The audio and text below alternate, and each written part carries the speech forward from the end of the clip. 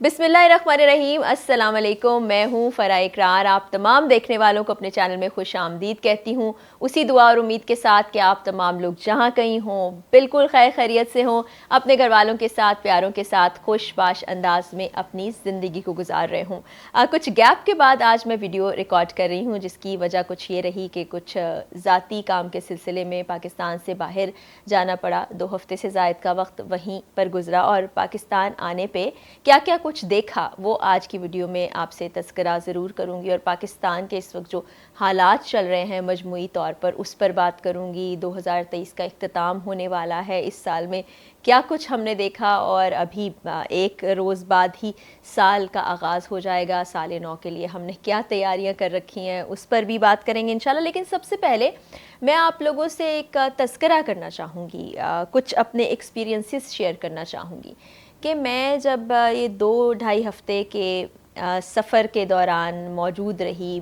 पाकिस्तान से बाहर जर्मनी के मुख्तलिफ़ शहरों में जाने का इत्तफ़ाक़ हुआ, ग्रीस के 2 शहरों में जाने का इत्तफ़ाक़ हुआ। वहाँ पर जो कुछ देखा, पहले भी हम जाते हैं देखते हैं, बहुत डिफरेंस हमें महसूस होता है कि किस तरह गलियों में, बाज़ारों में छोटे छोटे बच्चे आज़ादाना घूम फिर रहे होते हैं। उनके माँ बाप को ये खौफ नहीं होता कि वहाँ पर बच्चों के साथ कुछ हो जाएगा, ये खौफ नहीं होता कि वहाँ पर स्नैचिंग हो जाएगी। रात गए में वहाँ पर जो क्रिसमस बाज़ार लगते हैं वहाँ पर बच्चों की टोलियाँ मौजूद होती हैं। उन बच्चों की उम्रें 13 साल से ज़्यादा बड़ी भी होती हैं, कुछ उससे कम उम्र बच्चे भी होते हैं। वो वालिदैन के बग़ैर भी वहाँ घूम रहे होते हैं। तो हम यहाँ पर बच्चों को बाहर भेजने का तसव्वुर भी नहीं कर सकते। और फिर मैं आपको बताती हूँ कि जिस रोज़ मैं यहाँ पाकिस्तान पहुँची हूँ तो मैंने क्या क्या एक्सपीरियंस किया, क्योंकि जब आप एकदम से वहाँ से वापस आते हैं तो आप मवाज़ने पर मजबूर हो जाते हैं और आप सोचते हैं कि वो कौमें किस तरह इतने तरक्की याफ्ता ममालिक में बदल चुकी हैं, किस तरह से उन्होंने तहज़ीब में तरक्की की है, अखलाकियात में तरक्की की है, साइंस, टेक्नोलॉजी, एजुकेशन, ग़ज़ ये कि हर शोबे में वो आगे चली गई। और हम हर गुज़रते दिन के साथ हर शोबे में मुझे लगता है एक रिवर्स गियर लग चुका है और पीछे से पीछे चलते चले जा रहे हैं। जनाब, मैं पहुंची जब एयरपोर्ट पर तो उस दिन 5 परवाज़ें एक साथ लैंड की थी और उस हवाले से आपने इक़रार की वीडियो देखी भी होगी कि किस तरह से वीआईपी प्रोटोकॉल को लागू करके लोगों को वहाँ से निकालने की कोशिश की गई। और 5 फ़्लाइट्स एक साथ आ जाने के बाद हैंडल ही नहीं हो रहा, हमारे पास अमला मौजूद नहीं है, हमारे पास लोग नहीं है, इतना रश लगा हुआ था कि घंटों के हिसाब लग गए हमें एयरपोर्ट से बाहर आते ही इस्तकबाल किया स्मॉग ने हमारा। और जैसे ही पाकिस्तान की सरज़मीन पर कदम रखा, एयरपोर्ट से बाहर कदम निकाला, मेरा गला जैसे मैं आपसे ज़िक्र कर चुकी हूँ कि रेस्पिरेटरी ट्रैक इन्फेक्शन लाहौर आने के बाद से उसका मैं शिकार हो चुकी हूँ, वो ट्रिगर कर गया, मेरी आवाज़ मुकम्मल तौर पर बंद हो गई थी। अभी भी बड़ी मुश्किल से मैं बोल रही हूँ। घर पहुँचने पर मालूम ये हुआ कि लाइट नहीं आ रही और चूँकि पूरा सिस्टम आप बंद करके इतने दिनों के लिए घर से बाहर जाते हैं तो यूपीएस चार्ज ना हो पाया था। गैस तो वैसे ही नहीं आती 10 बजे के बाद, तो गैस भी नहीं थी, घर भी अंधेरों का शिकार था, पानी के टैंक में पानी नहीं मौजूद था, गैस बिजली कुछ भी नहीं था। मुझे लगा कि मैं कोई गारों के ज़माने में रह रही हूँ या ये हमारे पाकिस्तान में क्या हो रहा है। तो शदीद कोफ्त में वो दिन गुजरा। अगले दिन भी सूरत हाल कुछ ऐसी ही रही। तो अब आपको पता है कि सर्दी काफ़ी ज़्यादा रही पिछले 2-3 दिनों में लाहौर में, तो घर बंद होने की वजह से सर्द भी बहुत ज़्यादा था, दीवारें ठंडी थी। तो वो एक कोफ्त में वक्त गुजरा कि देखें हम पाकिस्तान में रहते हैं, पूरे टैक्सेस अदा करते हैं, एक लॉ अबाइडिंग सिटीज़न की तरह से अपनी ज़िंदगी गुजारती हूँ मैं, और मुझे जो बुनियादी मेरी सहूलियात हैं वही नहीं मिलती। मुझे पानी मुयस्सर नहीं है, गैस मुयस्सर नहीं है, बिजली मुयस्सर नहीं है, उसके अलावा मौसम की जो अफ्ताद आ पड़ी है उसको निमटने के लिए हुकूमत के पास कोई वाज़े किस्म का लाया अमल नहीं है। ये सिर्फ मेरी बात नहीं है, मेरी तरह और भी बहुत से बल्कि तमाम के तमाम पाकिस्तानी जो हैं इसी सिचुएशन से गुजर रहे हैं। तो हमें किस चीज़ की सज़ा दी जा रही है? जब मैं यहाँ वापस आई और उससे पहले भी जब बैरून मुल्क मौजूद थी तो पाकिस्तान के सियासी मंजरनामे से, पाकिस्तान के क्या हालात व क्या चल रहे हैं, जो ख़बरें आ रही थी वो ये आ रही थी कि जनाब पीटीआई की पूरी क़यादत तो इस वक्त जेल में मौजूद है, उनकी जगह बहुत से ऐसे लोग हैं जो पहले सियासत में नहीं थे, अब वो आ रहे हैं और इलेक्शन लड़ने की तैयारी करें, जिसमें उस्मान डार की वालदा साहिबा, उनकी बेगम ने भी कागजात जो हैं जमा करा दिए, जिस पर कुछ एतराज़ात लगे उनको मुस्तरद कर दिया गया। सनम जावेद बड़ी पॉपुलर हैं पीटीआई की जानिब से, उनके भी कागजात जमा करा दिए गए। हालांकि वो भी जेल में मौजूद हैं, सुनने में आ रहा है कि बेल पर रिहा हो जाएंगी, लेकिन उनके कागजात पर भी एतराज़ात लगा दिए गए। आज जवाब दाखिल कर दिया गया है एतराज़ात पर, देखते हैं अब क्या हुआ। फिर हमने देखा कि एक जो निशान है, इंतखाबी निशान बल्ले का, पीटीआई का, उस पर बड़ी जी खींचा तानी चल रही है। ऐसा लग रहा है कि बल्ले का निशान वो छीनना चाहते हैं पीटीआई से। हालांकि जमहूरी मुल्क है, हम कहते तो ये है जमहूरी मुल्क है, लेकिन इस कहानी की कलई भी खुल चुकी है।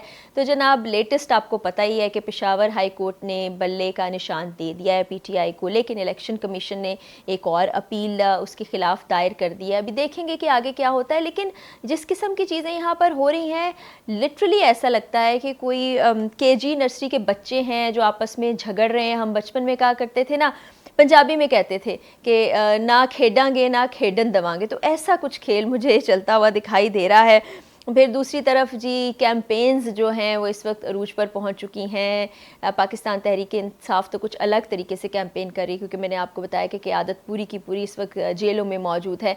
नवाज शरीफ साहब, शहबाज शरीफ साहब, मरीम साहिबा एक अलग अंदाज से कैंपेन कर रहे हैं और बड़े पुरसुकून हैं, क्योंकि हमें पता है कि आगे होने क्या वाला है। उसके अलावा बिलावल भुट्टो ज़रदारी अपनी तरफ से पूरा जोर लगा रहे हैं। फिर हमने वो मनाजिर देखे जिसमें शाह महमूद कुरैशी साहब को धक्के देकर ले जाया जा रहा है। फिर एहसन इकबाल साहब ने उस पर कॉमेंट किया कि हमारी भी गिरफ्तारियां होती रहती थीं, लेकिन हमने इस तरह का मुजाहरा नहीं किया। जब आप रिटेलिएट करेंगे तो पुलिस का काम है, वो ये नहीं देखता कि आप साबिक वज़ीर हैं, वो आपको लेकर जाएगा। तो अजीब सी कैफियत, अजीब सी मखमसे की कैफियत मैं कहूँगी। और देख के फिर वही एक जुमला याद आता है जो हम सदियों से सुनते चले आ रहे हैं कि मुल्क इस वक्त नाजुक दौर से गुजर रहा है। मुझे याद पड़ता है कि जब से मैंने होश संभाला है, मैं हर साल हर बार यही जुमला सुनते बड़ी हुई हूँ, और अब तक ये जुमला सुनती चली आ रही हूँ। तो बड़ी अफसोस का मकाम है। और फिर लेवल प्लेइंग फील्ड का बड़ा शोर मचाया जाता है। अभी तक भी कह रहे हैं जनाब लेवल प्लेइंग फील्ड नहीं मिली है, इमरान खान साहब को लाडला करार दिया जा रहा है, और हर पार्टी ऐसा कह रही है कि हमें लेवल प्लेइंग फील्ड नहीं मिल रही।